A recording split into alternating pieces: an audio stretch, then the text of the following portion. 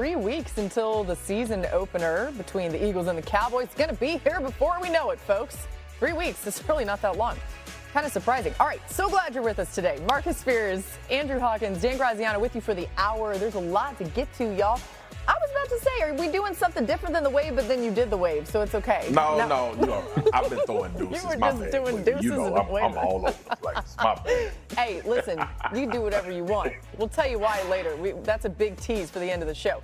All right, some news to start us off, though. Kansas City Chiefs wide receiver Rashee Rice is scheduled to have his disciplinary hearing with the NFL on September 30th in New York City. Sources told our Adam Schefter. Rice is now likely to be able to play the first 4 weeks of the season before any potential discipline is imposed for his role in a multi-car crash that left multiple people injured during the 2024 offseason. Now, if you take a look at the Chiefs' early schedule, right, with this news in mind, in the first 10 weeks, they faced 6 playoff teams from last season and 3 teams that failed to reach 5 wins. They opened the season in Brazil against the Chargers and then play 5 of their next 8 games in Kansas City. ESPN Analytics has the Chiefs winning 8 of those first 9 games, with their 1 loss coming in Buffalo. Graz, what more can you tell us about the timing of this hearing for Rashee Rice? So, Laura, what usually happens in cases like this is the player with the union and the league will sort of negotiate. The league will say, here's what we have in mind for discipline, and then there'll be a conversation and they might settle on something. In this case, those conversations took place, but they didn't reach an agreement. So what Rashee Rice effectively is saying is, I'd rather go to a hearing. The hearing officer is Sue L. Robinson. She's the independent arbitrator that was agreed to in the last CBA. She's heard one other case since she assumed this role, and it was the Deshaun Watson case in 2022. So my understanding is the hearing scheduled for September 30th because that's when it fit into her schedule. Now, if you look ahead and if you look back, in fact, to 2022, the hearing was at the end of June. Her ruling was issued on August 1st. She imposed a 6-game suspension on Deshaun Watson that the league then appealed because they wanted a longer one. And then about 2 weeks later, the league and union settled on an 11-game suspension. So this is the kind of thing now that could hang over the back half of the Chiefs season with uncertainty in terms of when the suspension could start and how long it could be. It's fascinating context and really instructive in what we might see here. Hawk, as it relates to what Rashee Rice brings to this team, it seems like the Chiefs will have Rice for at least the first 4 games of the season. What does his skill set add to this offense? It adds a Kelsey Mahomes variant of chemistry to the receiving core, because what makes Rashee Rice special, and has been a special since he's been a rookie, is that he sees and feels the defense the same way that Patrick Mahomes does. So when they've had issues, especially early in his career, he's helped fill some of that void that is left by Kelsey, who is 35 years old, still one of the top tight ends in the league, but he might be a little slower getting to those windows. So having Rashee Rice in the lineup with Kelsey, with some of that speed of Hollywood Brown and Xavier Worthy, really makes it feel like a complete package as it pertains to the passing game.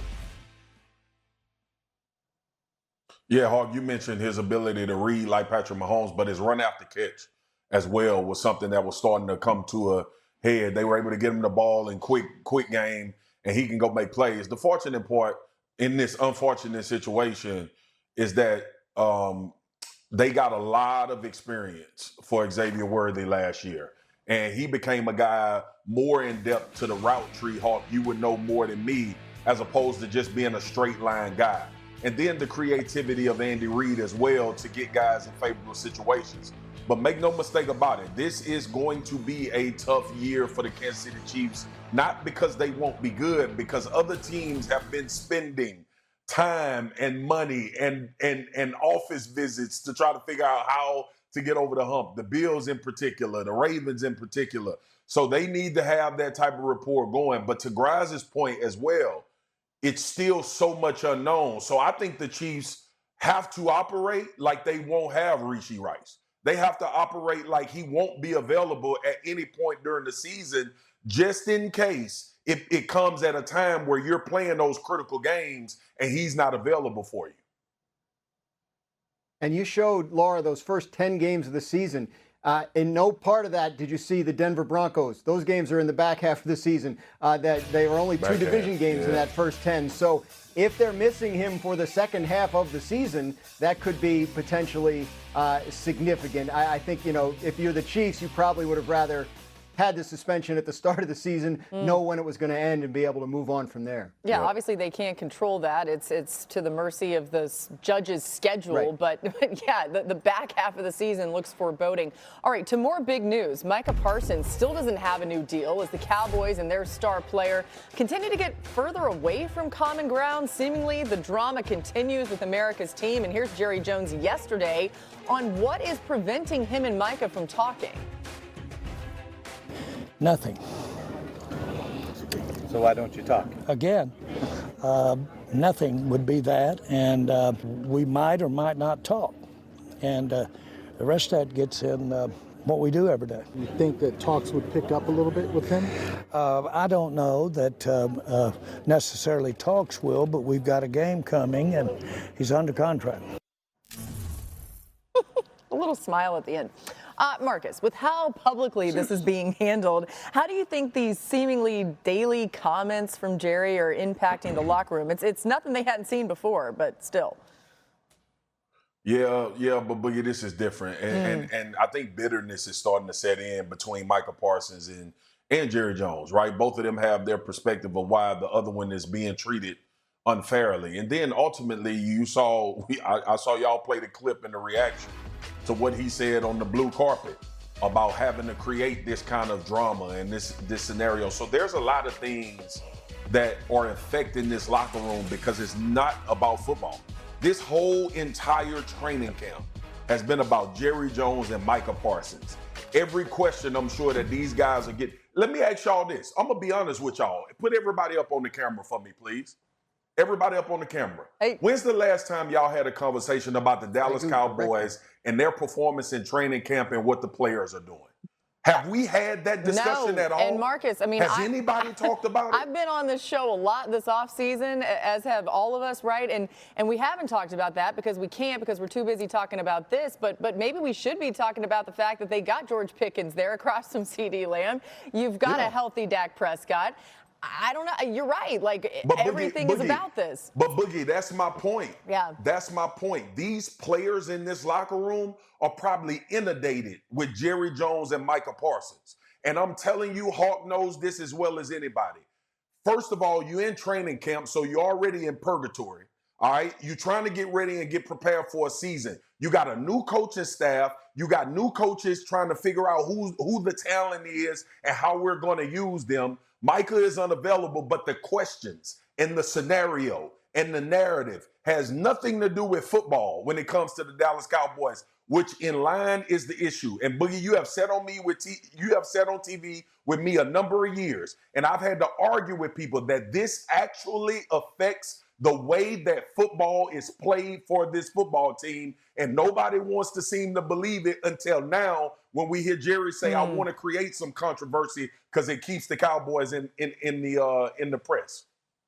You're spot on, Marcus. And I think, to your point, like, the reason why these Cowboys teams fail to reach their potential is because of these unnecessary distractions. We are pounded into our head in football to eliminate unnecessary distractions. So with these comments from Jerry Jones and this whole saga with one of the best players in the game, at best it's pointless. At worst, it's actually detrimental, to your point. He comes from a very old school way of deal making, which is either I win or you win, and there's never a good middle ground. But the fact of the matter is, we go through this time after time with these players who have put the statistics up to earn the contract that they're talking about. He's going to be the highest paid non-quarterback in the game, period.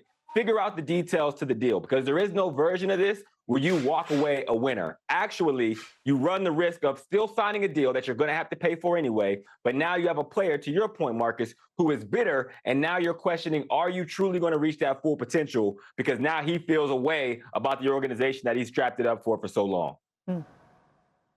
Yeah, on some level, it obviously reminds you of what he's gone through with Dak Prescott, with CeeDee Lamb, et cetera. But to Marcus's point, this one does feel different. And Jerry Jones is kind of talking differently about this situation than he did about those last year. He really believes, my understanding is Jerry really believes he had a deal done with Micah, a deal agreed to in the spring, and that Micah effectively backed out when he said, I'm going to run this all by my agent. So at this point, the Cowboys' stance, from what I've been told, is if Micah wants that deal we talked about in the spring, cool, great. We're happy to do it. If not, he has a contract. We can franchise him next year and the year after. We expect him to show up and play. That, to me, it does not paint the picture of a relationship that's in a good place. Woof, it just feels like it's just going to keep getting messier and messier. The other thing, too, guys, as you guys know, Jerry has not won when he's gotten into these back and forths with these other guys. He's always ended up having to pay them more than he wanted to. And in this case, it's going to be that and then maybe some more. All right, let's get to some more top stories with some deals that still aren't done. Graz, what's the latest on Terry McLaurin? Yeah, still no movement here. There's a big difference between what the team wants to pay him and what he wants to be paid. So he's out of practice. You see him here. He shows up at the end of practice, signs autographs. The fans chant his name. His agent is there. You see him talking to his agent there after practice. So it's been a fun show, but he hasn't been on the practice field, and we don't know when he will be. At this point, it's possible he plays out the last year of his deal for about $20 million. Trey Hendrickson of the Bengals scheduled to make about $16 million this year. No movement on this. When he got to camp, it seemed like there was a chance that they could work something out. They haven't. It's the same situation as it is with McLaurin, a 30-year-old player. The team is hesitant to guarantee too much future money to, and round it goes. Still another 3 weeks to figure this out. And here's one that's kind of gone under the radar. Cam Hayward with the Steelers. You know, he signed for 2 more years, but no guarantees. And he did an extension last year that he really feels was kind of a under market, prove it deal, and wants to be paid more this year. He's set to make about $12-13 million this year. That's about half of what the top defensive tackles are getting, and he feels like he deserves more, and has said the other day that he's willing to sit out games over it. So this is one to watch as we get closer to the season as well. Yeah, sneaky big, right? I mean, they need him, and his numbers have proven that he's definitely worth that money he's asking for. All right, new on NFL Live from our Sarah Barshop. This just coming by. Quarterback Matthew Stafford is dealing with that back injury. He will work out on Saturday, Sean McVay said. The workout will be similar to what he did on August 9th, and, quote, hopefully he responds a little bit better. His back responds a little bit better to that. Of course, that was what happened, and then he was not able to play or be out there recently. We'll keep an eye on Stafford. We're just getting started on NFL Live. Caleb Williams back